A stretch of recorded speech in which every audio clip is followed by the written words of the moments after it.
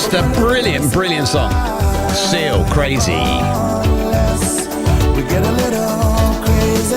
Steve says, morning, Gary. I'm working today, delivering food to people's doors in the South End area. This year is going to be a very special one because I'm marrying my beautiful Jules in August.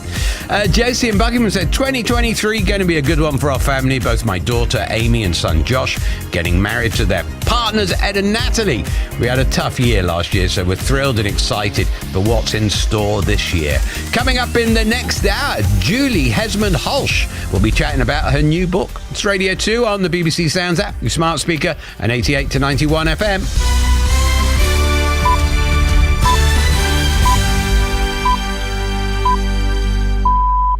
BBC News at 8 o'clock on Bank Holiday Monday, the 2nd of January. Good morning, this is Adam Porter.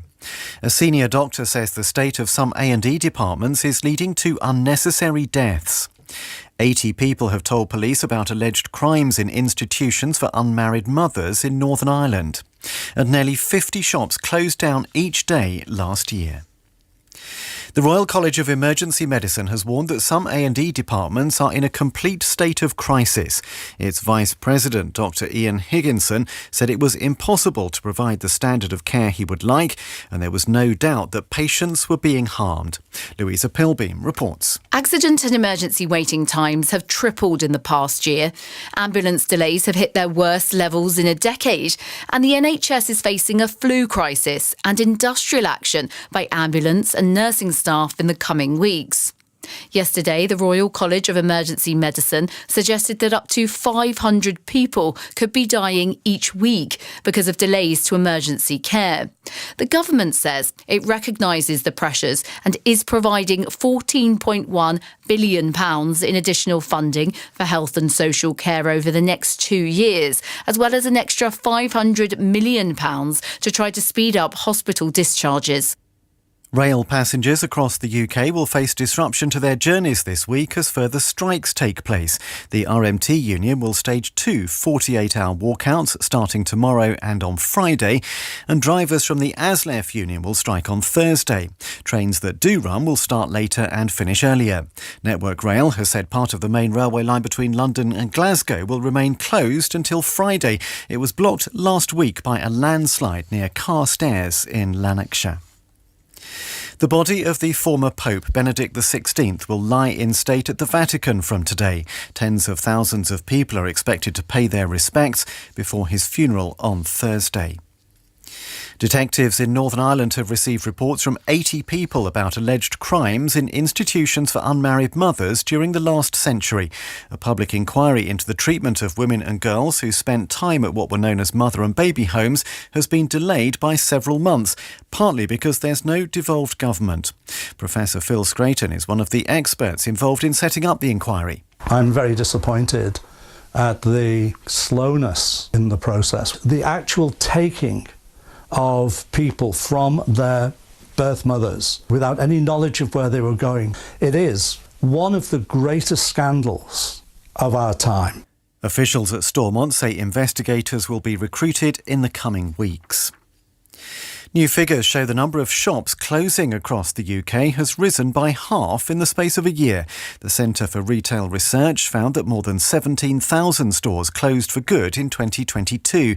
That equates to almost 50 each day. Professor Joshua Bamfield is from the group. Most of the big retailers now have 40% or more of their sales coming from online, which means that probably compared to, let's say, 10 years ago, they've now got too many shops. And so they need to look at very carefully each shop and close the poor performing ones. The Hollywood actor Jeremy Renner is reportedly in a critical but stable condition after seriously hurting himself while ploughing snow. A representative for the 51-year-old told US media that he was flown to hospital, where he's now receiving excellent care. The star is known for his role as Hawkeye in several Marvel blockbusters and has also featured in films including The Hurt Locker and American Hustle. Gunmen have attacked a jail in northern Mexico, killing 10 guards and helping dozens of inmates to escape. At least 4 prisoners were also killed. Hundreds of thousands of people have now watched Dame Judi Dench and Charlene Spiteri belting out a rendition of ABBA's Waterloo. Waterloo, how could you take it off? The actress and the Texas singer did an impromptu performance at a hotel in Aberdeenshire on New Year's Eve, with Dame Judy pretending to play the piano. The video was posted on Twitter by Ewan Venters, the boss of the company which owns the Fife Arms in Braemar, who said it was joyful for everyone there. And the weather forecast, a largely dry and bright day with plenty of winter sunshine. A few patches of freezing mist and fog in the north will be slow to lift, and there'll be scattered showers in the northwest. Temperatures reaching 9 Celsius in London and Cardiff, 3 in Belfast, just 2 in Edinburgh. BBC News, it's approaching 8:05. You love a bit of karaoke, don't you, Adam?